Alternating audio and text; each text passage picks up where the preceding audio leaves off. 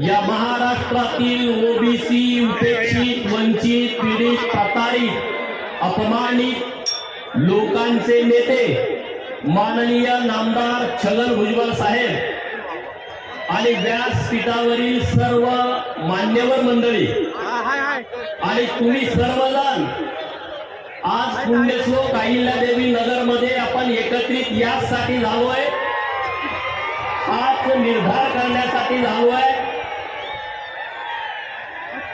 की या जिल्ह्यामध्ये ज्या माऊलीचा जन्म झाला त्या माऊलीनं एक मोठं साम्राज्य निर्माण केलं। म्हणजे त्यांचा संदेश असा होता, राजा वही बनेगा जो हकदार होगा, राजा का बेटा राजा नहीं बनेगा। आणि त्याच अनुषंगानं आपण आपलं राज्य निर्माण करण्याची आवश्यकता आहे। सत्ताधारी जर माजले असतील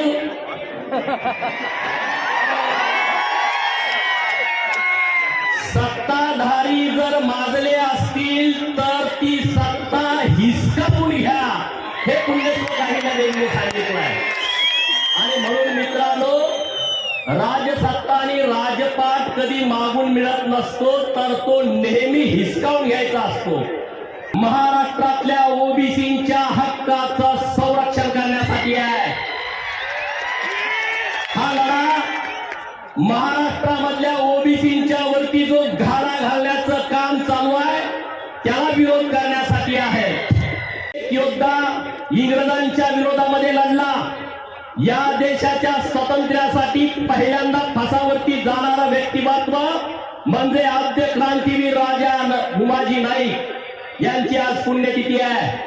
3 फेब्रुवारीला त्यांना इंग्रजांनी फासावरती लटकवलं होतं। मित्रांनो, ज्या अधिकाऱ्यांना फसवून उमाजी राजांना पकडलं, त्यांना फासावरती चढवलं, त्याच इंग्रज अधिकाऱ्याचं म्हणजे मॅकिंटॉश नावाच्या अधिकाऱ्याचं वाक्य आहे, जर प्राप्त परिस्थितीत जर तशी निर्माण झाली असती तर हा दुसरा शिवाजी जन्माला आला होता, असं उमाजी राजांच्या बाबतीमध्ये त्यांनी लिहिलं। मित्रांनो, आज उमाजी राजा व्हायचं तर आपलं सोडा, ज्यांनी स्वतःचा राज्याभिषेक छत्रपती शिवाजी महाराजांच्या नंतर केला, आपण उमाजी राजे व्हायचं सोडा, आपलं जे हक्क आहे ते हिसकावून घेण्याचा प्रयत्न केला जातोय। आणि मग आपण जर नुसतं त्याच्याकडे बघत बसलो, मनगट मेल्या माणसासारख्या जर आपण वागायला लागलो तर मित्रांनो, तुम्हाला वाचवायला कोणी सुद्धा येणार नाही।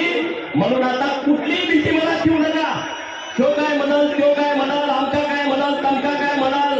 अरे आपण लोकशाहीच्या राज्यामध्ये राहतो आणि त्यामुळे अशा कुठल्याही दादागिरीला भीक न घालता माननीय भुजबळ साहेबांनी जो लढा उभा केलाय त्या लढ्याच्या पाठीमाग गाव गाड्यातल्या सगळ्या ओबीसी एकत्रित आला पाहिजे। येणार की नाही येणार? हात सर्व करून सांगा, भुजबळ साहेबांच्या पाठीमागे येणार की नाही येणार की नाही येणार? माझ्या मीडियावाल्या मित्रांना विनंती आहे, महाराष्ट्राला दाखवा मग भुजबळांच्या पाठीमागे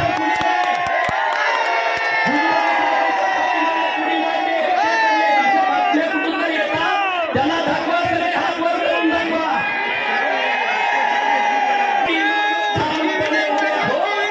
महाराष्ट्राला चित्र करू द्या।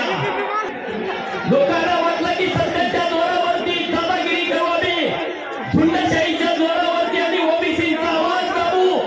अरे ओबीसीचा आवाज तुम्ही दाबू शकत नाही। आज ओबीसींना तुम्ही त्रास देण्याची भूमिका घेताय, हाच ओबीसी तुम्हाला तुमची जागा दाखवल्याशिवाय राहणार नाही। आता तोच प्रकार सुरू आहे, ज्यांनी दलितांचं आरक्षण 1932 ला थांबवलं, आज त्याच प्रवृत्तीची लोक ओबीसीच्या आरक्षणावरती घाला घालताय। या घाला घालणाऱ्याला आपण सगळ्यांनी विरोध केला पाहिजे। मित्रांनो, आज आपण पुण्यश्लोक अहिल्यादेवींच्या जिल्ह्यात आहे। अहिल्यादेवीनं म्हटलं होतं, ज्या मनगटामध्ये बळ, बुद्धी आणि चातुर्य आहे, ज्या मनगटामध्ये बळ, बुद्धी आणि चातुर्य आहे, तो स्वकर्तृत्वावर लोकाभिमुख राजा बनू शकतो. म्हणजे त्यांनी राजा का बेटा राजा नहीं बनेगा, वो राजा बनेगा जो हकदार होगा. हे तत्व माऊलीने सांगितलं. याचा अर्थ असा आहे की प्रस्थापित व्यवस्थेच्या विरोधामध्ये आवाज उठवा. बरोबर की नाही? उठवणार की नाही उठवणार? प्रस्थापित व्यवस्थेच्या विरोधात आवाज उठवणार की नाही उठवणार? रोहित पवार नावाचं जातीयवादी व्यक्तिमत्व या जिल्ह्यामध्ये ते जातीयवादी आहे की नाही? मी एकटाच बोलतो या विषयावर. हे पार्सल तुम्ही बारामतीला पाठवणार का? तुम्ही परवा बघितलं आझाद मैदानावरती मोर्चा जायच्या अगोदर ह्योगडी तिथं पोहोचला होता. बघितलं आमची मतं घेतली नाही तू? आमची मतं घेतली नाही? हा विचार आता करा. अरे रोहित पवारांच्या अंगामध्ये रक्त वाहत नाही, त्याच्या अंगामध्ये जातीयवाद वाहतोय. ही गोष्ट आपल्या लक्षामध्ये ठेवा. जातीयवादाला चेहरा असता ना, जातीयवादाला जर चेहरा असता तर तो सेम टू सेम रोहित पवारासारखा दिसला असता. अरे हा धनगराचं आरक्षण आम्ही मागतोय. परवाच्या दिवशी आमच्या तरुण तरफदार पोराला आत्महत्या केली. गेला तिथं रोहित पवार, गेला त्या विचारधारेची लोक तिथं. अरे आजपर्यंत किती पोराने आत्महत्या केल्या? जतमध्ये बिरुदेव खर्जेने आत्महत्या केली मागच्या 2 महिन्यापूर्वी. गेला तिथं कोण? गेला कोण लोकप्रतिनिधी? आवाज उठवला? अरे आज गावातल्या घिसाड्याच्या पोराला जाऊन विचारा, त्याचं तुम्ही आरक्षण ढापायला निघालाय. वैद्यूच्या पोराला जाऊन विचारा, त्याचं तुम्ही आरक्षण लाथायला निघालाय. हे काय आहे? तुम्ही त्यांचं आरक्षण लाथायचा प्रयत्न करू नका. तुम्हाला तुमची जागा दाखवल्याशिवाय आम्ही राहणार नाही. मित्रांनो, मंडल आयोगाला एक म्हणला विरोध करणार, मंडल आयोगाला विरोध करणार, ओबीसीचं आरक्षण घालवणार. अरे ओबीसीचं आरक्षण म्हणजे काय मसोबाची फिराय का वाटत आली आणि ती आम्हाला मिळाली? अरे ओबीसीचं आरक्षण डॉक्टर बाबासाहेब आंबेडकरांच्या संविधानानं आम्हाला दिलाय आणि माननीय भुजबळ साहेबांच्या नेतृत्वात त्याचा संरक्षण करणं ही आमची जबाबदारी आहे, हे आमचं कर्तव्य आहे. आणि त्यामुळं तुम्हाला कुणाला चॅलेंज करायचं त्यांनी करू द्या. मंडल आयोगाला करा, आणखी कशाला करा.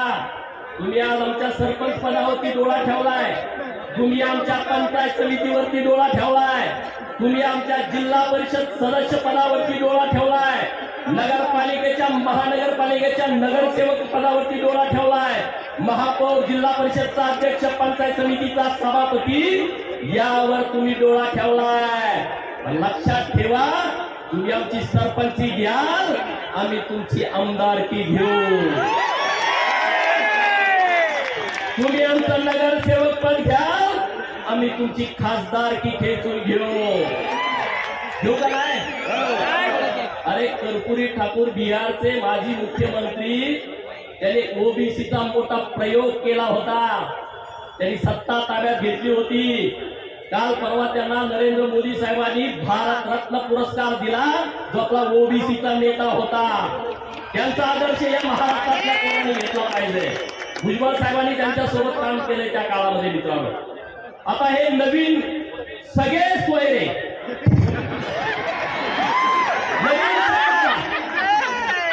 सगळे सोयरे अगोदर सगळी गडबडी सुरू होती. बोगस कागदपत्र काढून पैसे खेचून आधीच सर्टिफिकेट कुणबीची घेतली जात होती. आता ते शपथपत्र देणार, ज्याला खोटं पहिला दाखला करणार खाडखोड करून तो दुसऱ्याला शपथपत्र देणार की हा माझा पाहुणा आहे. मग तो शपथपत्रावरती पुन्हा कुंडी होणार, मग तो पुन्हा दाखला देणार. म्हणजे उंदराला मांजर साक्ष, बरोबर ना? उंदराला मांजर साक्ष. त्यात एक असा उल्लेख केलेला, सजातीय अरे नुसतं ओबीसीच्या आरक्षणावरती हातोडा मारत नाही, संविधानाचा ढाचा जेसीबी लावून उद्ध्वस्त केला जातोय. सजातीय, अरे जातीचं निर्मूलन झालं पाहिजे म्हणून आंतरजातीय विवाहाला संविधान प्रोत्साहन देतं. गावात आंतरजातीय विवाह झाल्यावर 50,000 रुपये अनुदान मिळतं का नाही? भांडी मिळते. कारण संविधानामध्ये आहे की जात मोडीत काढा म्हणजे तुम्ही आंतरजातीय विवाह करा. हा जो मसुदा काढलाय ना त्यामध्ये आंतरजातीय विवाहाच्या बाबतीत काहीच लिहिलं नाही. सगळे सोयरे हा गोलमाल विषय आहे. महाराष्ट्र सरकारला सगळ्यात मोठी घोडचूक केली की ही अधिसूचना काढली, मसुदा काढलाय. ही सगळ्यात मोठी घोडचूक आहे आणि म्हणून तुम्ही या सगळ्या गोष्टीला विरोध केला पाहिजे. याच्यामध्ये स्पष्टता नाही आहे. याचा अगोदरच गैरवापर होत होता. आता तर चोरीनं प्रमाणपत्र काढणाऱ्या लोकांना सरकारनं अधिकृत करायचा प्रयत्न केला जातोय आणि म्हणून या सगळ्या विषयावरती आपली भूमिका ठाम असायला पाहिजे. मित्रांनो, मी काही उदाहरणं देणार आहे. आज राज्यामध्ये परवा स्टेटमेंट दिलं की मराठवाड्यातला सगळा मराठा हा मराठा राहणार नाही, तो कुणबी होणार. तुम्ही स्टेटमेंट बघितलं का टीव्हीवरती? मराठवाड्यातला सगळा मराठा राहणार नाही तर तो कुणबी होणार. का? तर सगळे सोयरे हे नवीन अधिसूचना आल्या त्यानुसार. माझा सवाल सरकारला आहे, या महाराष्ट्रामध्ये रामोशी, बेरड आणि बेडा, मी नीट सांगतो ते ऐका, या महाराष्ट्रामध्ये रामोशी, बेरड आणि बेडा हे एकमेकाचे नातेवाईक आहेत, एकमेकाच्या रक्ताचे पाहुणे आहेत. पिढ्या यांची लग्न एकमेकांची होतात. परंतु यामधला बेडर हा मागासवर्गीय आहे, त्याला एसटीचा दाखला मिळतो. माझा सरकारला सवाल आहे, जर बेडरला एसटीचा दाखला मिळतो आणि तो माझ्या रामोशी आणि बेरडचा रक्ताचा नातेवाईक आहे तर तुम्ही त्याला एसटीचा दाखला देणार का? जर तुम्ही देणार असाल तर ओबीसीच्या दुरुस्त्या आरक्षणाला तुम्ही धक्का लावत नाही, तुम्ही एससी एसटीच्या आरक्षणाला सुद्धा धक्का लावताय. बरोबर का? चूक आहे. त्याच्या पुढे जातो, धनगराची एक पोट जात आहे, खाटीक धनगर. अनेक पोट जाते, त्यापैकी खाटीक धनगर. आमचे धनगर समाजाचे नेते आहेत माळशिरस विधानसभा मतदारसंघामध्ये उत्तमराव जानकर.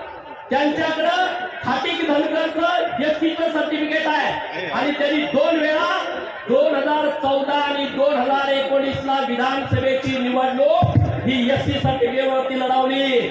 आणि ते उत्तम जानकर प्रकाश अण्णाचे पाहुणे आहेत, ते उत्तम जानकर लक्ष्मण हक्केचे पाहुणे आहेत, ते उत्तम जानकर इथं असलेल्या सगळ्या धनगरांचे पाहुणे आहेत. मग त्यांनी जर शपथपत्र दिलं तर सरकार सगळ्या महाराष्ट्रातल्या धनगरांना एसटीचा दाखला देणार का? देणार का? अरे आम्ही घेणार नाही, कारण आम्ही अन्याय करणारी लोक नाही. पण सरकारच्या चुकीच्या पद्धतीनं या सगळे सोयऱ्याची अधिसूचना आणली आहे, ती अधिसूचना चुकीची आहे. मित्रांनो, तिसरा विषय कैकाडी नावाची जात या महाराष्ट्रात आहे आणि विदर्भात कैकाडीला एसटीचा दाखला मिळतो आणि कैकाडी समाजाचे पाहुणे सगळ्या महाराष्ट्रात आहेत. मग काय आहे, एकच जात असेल आणि त्यांना 2 आरक्षण मिळत असतील तर त्यांच्या बाबतीमध्ये स्पष्टता सरकारनं कुठली दिलेली नाही. असे अनेक विषय मित्रांनो आपल्या समोर मांडण्यासारखे आहेत. मागासवर्ग आयोगाची जबाबदारी काय आहे? ती कुठली जात आहे तिचा सर्वे करणं, तिचं मागासलेपण सिद्ध करणं, मागासवर्गीय जातींची यादी तयार करणं, हे काम कुणाचं आहे? मागासवर्ग आयोगाचं आहे. अरे महाराष्ट्रामध्ये मागासवर्ग जातीच्या यादीमध्ये मराठा समाजाचं नावच नाही आणि मग मागास नसलेला मराठा समाज मागास असलेल्या कुणबी समाजाचा सजातीय कसा असू शकतो? याचा अर्थ असा आहे की मराठा आणि कुणबी हे पूर्णपणे वेगळे वेगळे आहेत. त्यांना सगळे सोयरे आणि सजातीय हा विषयच लागू होत नाही. ही परिस्थिती आहे महाराष्ट्रातली. आणि त्यामुळं तुम्ही आता जास्त आमची दिशाभूल करायच्या भानगडीत पडू नका. महाराष्ट्रातला ओबीसी आता ताकदीनं पेटून उठलाय. महाराष्ट्रातल्या ओबीसीच्या लक्षात आलाय की आता कशा पद्धतीनं आपण पुढे गेलं पाहिजे, आमचा गळा कसा घोटला जातोय. आणि त्यामुळं इथून पुढच्या काळात तुमच्या पुढे पर्याय एकच आहे, निर्भीडपणे राहणे, संघटित होऊन राहणे, एकत्रितपणे राहणे, सगळ्या ओबीसींची एकजूट करणे. मराठा समाजाच्या आरक्षणाला आमचा विरोध नाही आहे, परंतु ओबीसी आरक्षणाला धक्का तर लागलाय. तो ओबीसी आरक्षणाचा विषय संपला. माझ्या तालुक्यात पावणे 500 कुणबीच्या नोंदी सापडल्या. 60 ग्रामपंचायती, त्यापैकी 12 ग्रामपंचायतीला ओबीसीचं रिझर्वेशन सरपंच पदाचं, 8 पंचायत समिती, त्यातल्या 3 पंचायत समितीला आरक्षण ओबीसीचं, 4 जिल्हा परिषद, त्यापैकी 1 आरक्षण झडपीचं. संपलं सगळं. तो विषय आता डोक्यातनं काढून टाका. तर लढू, आणि आपण लढणारी लोक आहोत. या राज्यामध्ये ओबीसीनी भटक्या युक्ताने अनेक लढाई केलेल्या आहेत. छत्रपती शिवाजी महाराजांच्या सोबत हेच मावळे होते जे स्वराज्य निर्माण करण्यासाठी पुढे होते. त्यामुळे आता लढण्याशिवाय आपल्या पुढे कुठलाही पर्याय नाही. ही लढण्याची धमक, ही लढण्याची ताकद आपण सगळ्यांनी मनामध्ये ठेवली पाहिजे आणि माननीय भुजबळ साहेबांच्या पाठीमागे ठामपणे उभं राहायला पाहिजे. भुजबळ साहेबांच्या वरती कुणी बोलला, तुम्ही लगेच व्हिडिओ करून त्याला उत्तर दिलं पाहिजे. मित्रांनो, आपल्याला लोकशाहीनं करायचं आहे. आपण काय दादागिरी करत नाही. आपण संविधान मानणारे, कायदा मानणारे, लोकशाहीच्या आपण देशामध्ये राहतो. आपल्याला दादागिरी करायची गरज नाही. जर कोणी दादागिरी करण्याची भाषा करत असेल तर त्याला उत्तर देण्याचं कर्तव्य आणि जबाबदारी आपली आहे, आणि ते कर्तव्य आपण सगळेजण पार पाडू. ओबीसी वरती जो अडचणीचा विषय द्यायला लागलाय तो जर दूर करायचा असेल तर संघटनेशिवाय पर्याय नाही, एकत्रित केल्याशिवाय पर्याय नाही. आज तुमचं खरं तर कौतुक आहे की भुजबळ साहेबांच्या स्वागताला इतक्या मोठ्या संख्येने तुम्ही उपस्थित राहिला. सगळ्या पुण्यश्लोक अहिल्यादेवी नगर मधल्या सगळ्या ओबीसी बांधवांचं मी मनापासून आभार व्यक्त करतो. इतकी मोठी सभा ही धडकी भरेल. सगळ्या लोकांच्या लक्षात आलेलं आहे की आज या महाराष्ट्रातल्या ओबीसीच्या मनामध्ये काय ढग आहे, ओबीसीच्या नेमक्या व्यथा काय आहे याची जाणीव आजच्या या सभेला झाली आहे. आणि ही निर्धार सभा आहे. पुण्यश्लोक अहिल्यादेवीच्या जिल्ह्यातली सभा आहे. पुण्यश्लोक अहिल्यादेवी न्याय देणारे आहे. पुण्यश्लोक अहिल्यादेवी अन्याय न सहन करणारे आहे. आणि त्यामुळं आपण न्यायाच्या बाजूला ठामपणे उभा राहू, अन्यायाच्या विरोधामध्ये ताकदीनं लढू. आणि जे आज आपल्यावरती अन्याय करण्याचं धोरण राबवत आहेत त्यांची परत धमक झाली नाही, अशा पद्धतीनं आपण सगळी ताकद माननीय भुजबळ साहेबांच्या पाठीमागे उभी करू. एवढंच या निमित्तानं बोलतो आणि थांबतो. जय हिंद, जय महाराष्ट्र, जय मल्हार.